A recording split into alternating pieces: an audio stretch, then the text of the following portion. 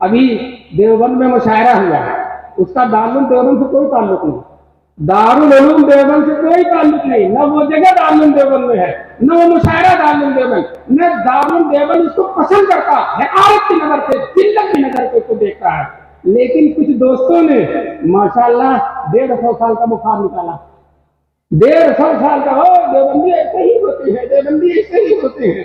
ارے بھائی وہ دیوبند میں اس وقت 40 سے زیادہ مدرسے، 40,000، پتہ نہیں کس مدرسے کی بات ہے، پتہ نہیں کس مدرسے کی بات ہے، دارالعلوم دیوبند کی وہ طلبا ہے۔ اور ہم نے اعلان کر دیا اگر اس بے حیائی کے مشاعرے میں اگر کوئی دارالعلوم کا طالب علم ہوگا تو ہم اس کی شر سے مدرسے کو نجات دلا دیں گے انشاءاللہ، اور ہم اس کو مدرسے میں نہیں رہنے دیں گے، ہمارا اس سے کوئی تعلق نہیں۔ لیکن یار لوگوں نے مان نہ مان میں تیرا نہیں، کس کے سر موڑ دیا؟ دارالعلوم کے سر موڑ دیا۔